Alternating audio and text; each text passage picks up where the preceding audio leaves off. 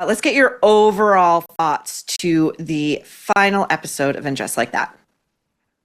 All right. So basically, overall thoughts is that it was a slog of an episode. I took lots of notes. I don't know. I don't know what love you for that. You're Of like, we're course. like twin souls in that way.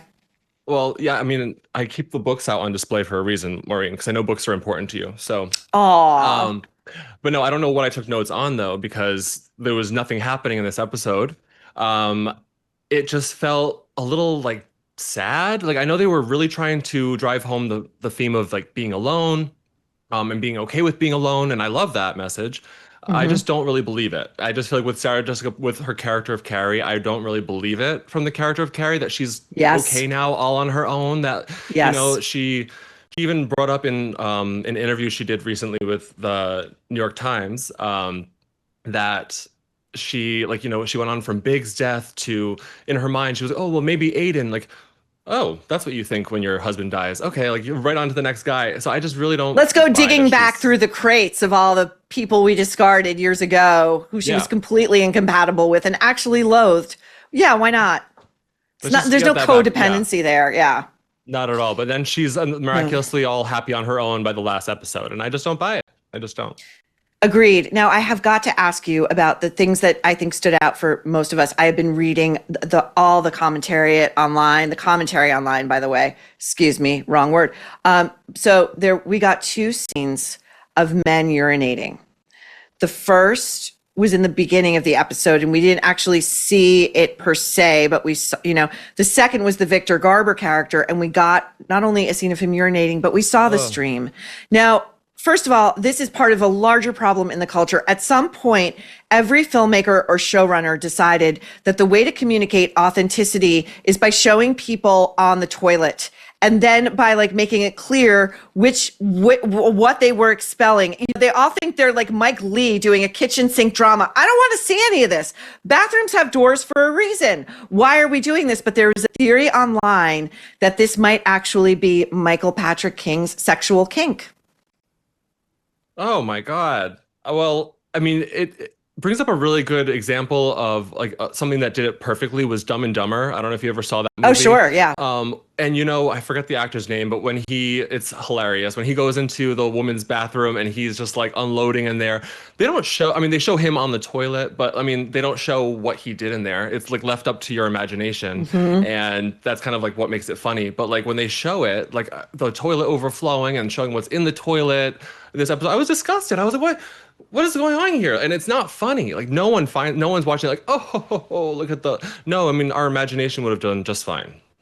I actually, that was where I was going to go next with you. The floating turd in the toilet was the moment where I put my Oh my God. hand over my face in between the screen. I don't want to see anymore. And I really felt that was a deliberate FU from MPK and SJP, not just to the suits over at HBO, but to all of us who have been hate watching and have dared to criticize their great work of postmodern art over here. Why are we looking at this?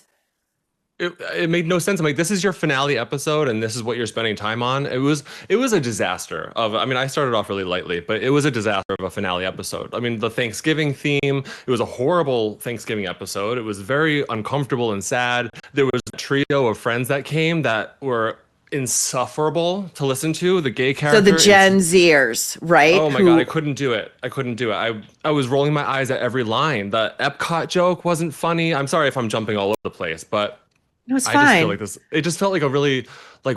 I love how they're like, oh, this is like, this is where it was a good place to end it, and I'm like, was it? Because it's a really uncomfortable Thanksgiving episode.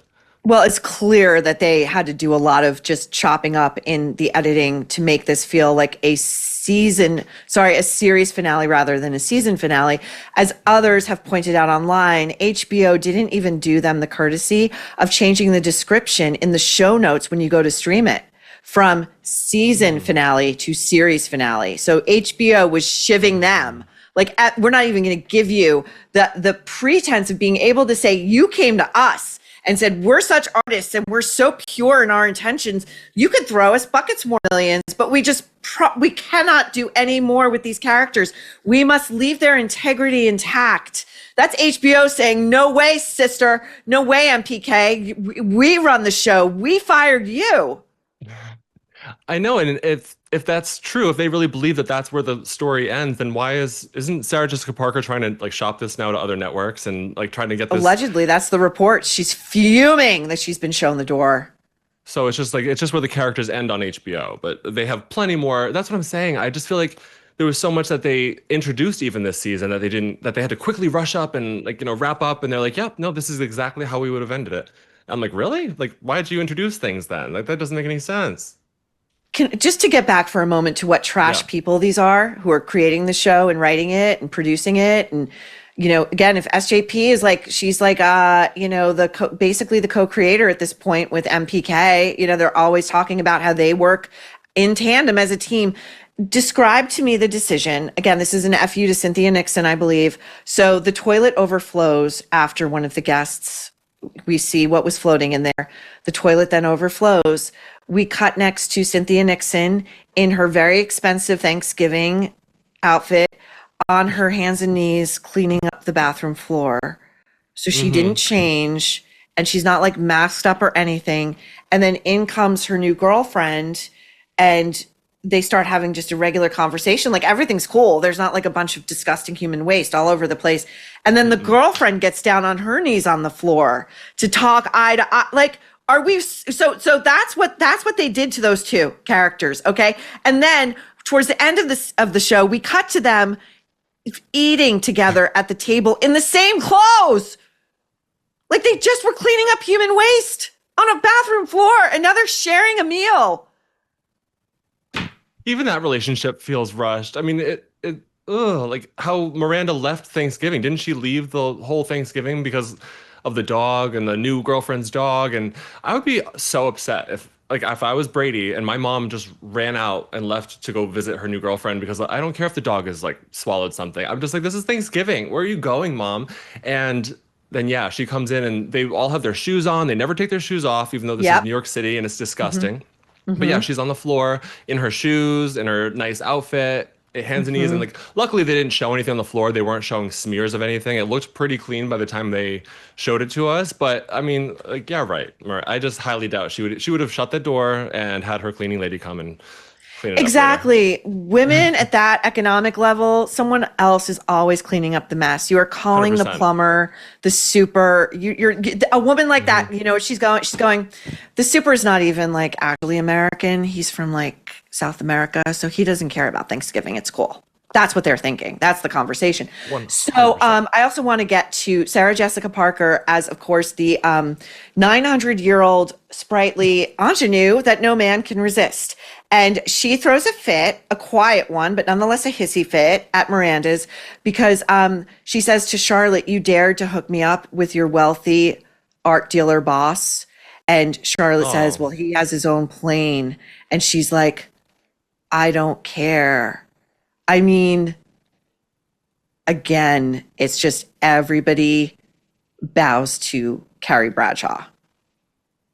Totally. And, he was only put in there to be an example so that Carrie can say, no, I choose myself. Because, yes, that's the only reason why he was put in that scene. Because when he first got to the door, I was like, wait, did I miss something? Like, who is this again? Like, I don't know if we had seen him before, but if we have, I just forgot. I'm sure we have seen him before. I just forgot. That's the writer's fault. You should know who that is. That's the writer's fault. And I was, okay. And so when he gets there, it was just funny that I was like, his only purpose of being here right now is to like turn Carrie off. And it's very clear that she's not into him. And so that she can say, you know what, I choose myself. And I love how Carrie like Irish exits too. She just like Irish exits the whole Thanksgiving and goes home. But yeah. No, I thought that was she's silly. Such an asshole. I'm going to quote from Sarah Jessica Parker eulogizing herself / Carrie in the pages of the New York Times in a moment. But my other favorite thing, that no New Yorker does this. No New Yorker. So she's delivering pies to everyone on Thanksgiving. Oh, yeah. And she's doing it via cab. She's in the back of a cab, which it would be a black X Uber. Okay. It would be, she's not setting foot in there unless it's been detailed 5 seconds ago. And she's in super high heels and she's just delivering holiday cheer to everybody with her unboxed pies coming in all around town. And then when they try to have like a wonder, like, thank you, this is so meaningful. I would love to say, meters running. I mean, I only inherited $500 million from my husband, who I let die on the bathroom floor to inherit said money. But, you know, my meter's running, gotta go, as if she wouldn't be having them just delivered by some, again, a migrant, you know, who needs some extra cash, and they would be boxed up.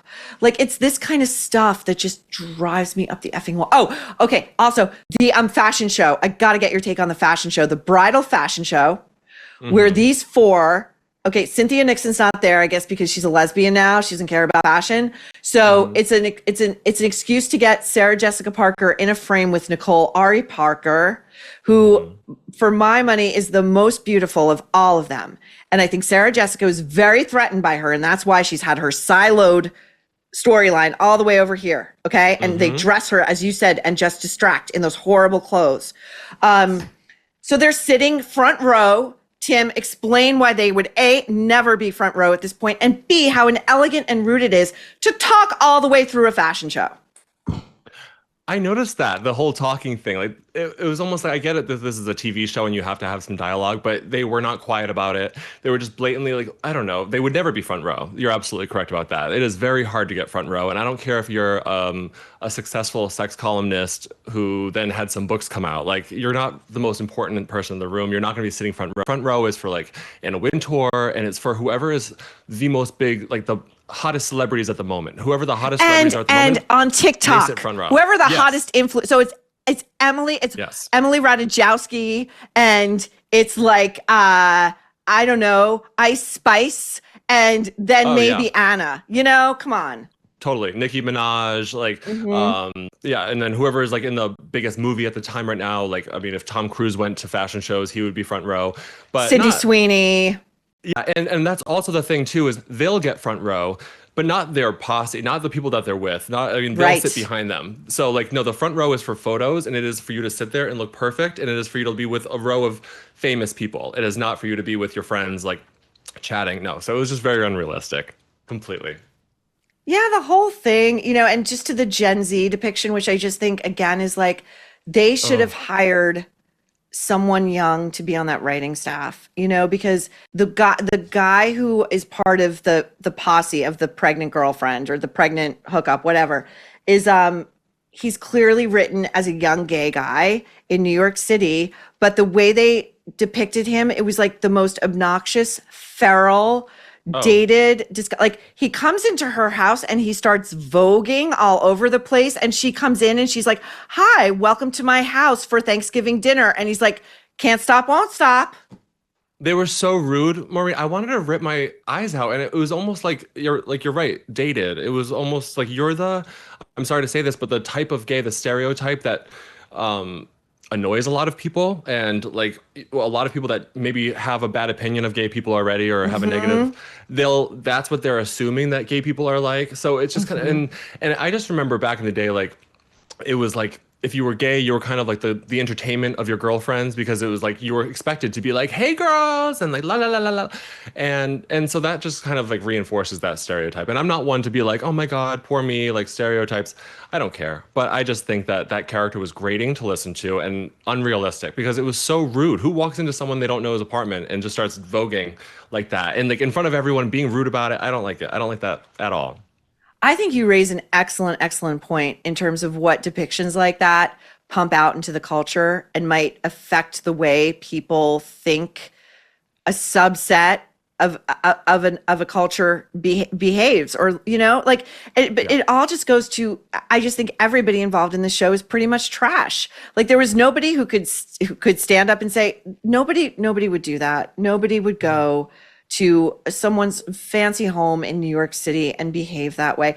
To that point, Tim, what do you make of the Mario Cantone character, Anthony? Is that Anthony? I was like, Anthony. I think, you know, he's been like that forever, and I kind of find him tolerable. You know, that's his, like, I feel like I do know gay men like him. So like, that's totally fine. Yes, I do. And I mean, he can be a little extreme. I think everything with him has to be a punchline, which that's not believable.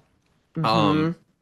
But I think I do know sassy gay men like him that I feel like he does have a good heart, the character. I feel like it's because we've also gotten to know him from the previous show, Sex and the City. So he's a little more tolerable. I mean, sometimes he's a little grating, but I feel like he's more believable as a character than this last minute thrown in. Let's throw in a gay character and have him be every stereotype and very annoying and almost like a butt of a joke. Like let's have him be so that people are Yeah. like, oh, the gay, look at the gay guy, he's voguing there.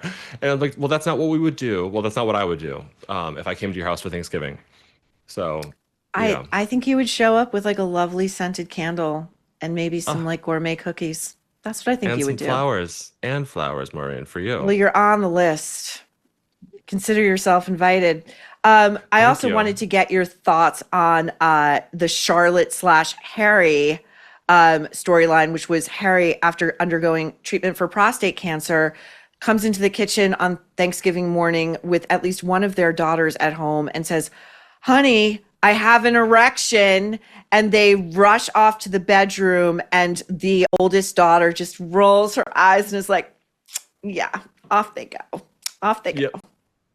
And then someone comes and like knocks on the door. I forgot who it was, but above they Carrie. ask, yeah, I think Carrie. it's She's like, "Where Carrie. are your parents?" Yeah, I think it's Carrie, and she's like, "Where are your parents?" And Lily's just like, "In the bedroom," like something like that. Like, oh, oh, like okay, I would be mortified if I ever, that's just disgusting. But also, I love how Michael Patrick King said that that was like their arc, that like they finally got to have sex in the final episode. Like that was their big climax, literally, I guess.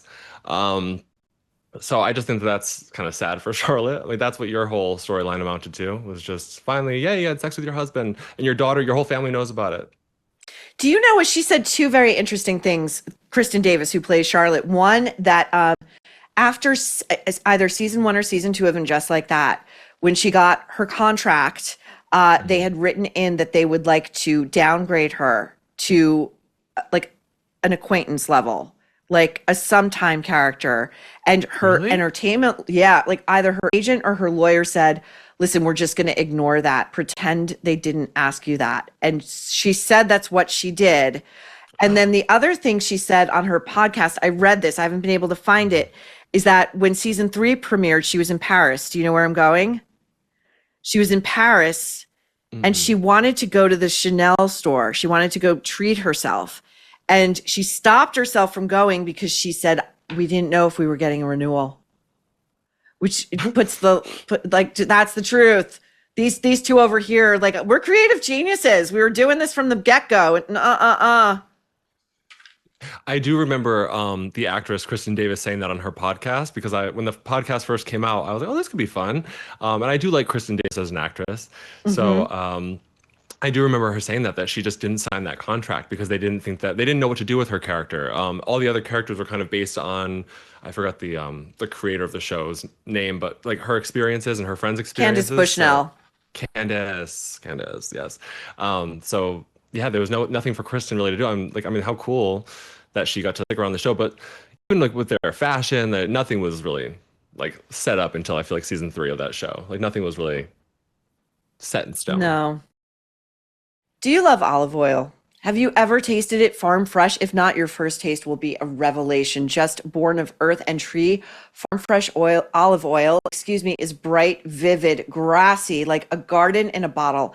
It adds amazing flavor to all of your meals. We insist on fresh milk and eggs, fresh meat and fish, fresh fruits and veggies. In every case, freshness makes a big difference in flavor and nutrition. And this is also true of olive oil, but you'll never find fresh olive oils in supermarkets where they sit on the shelf for months or even years. Prove the difference to yourself with a free $39 bottle direct from an award-winning artisanal farm. Pay just $1 to help cover shipping, and your $39 bottle is free, courtesy of TJ Robinson, known worldwide as the olive oil hunter. TJ searches the world for the best tasting olive oil and ships it direct at peak farm fresh flavor and nutrition. Try your first bottle free with no obligation or commitment to buy anything. For your free $39 bottle, go to farmfresh222.com. That's farmfresh222.com, farmfresh222.com.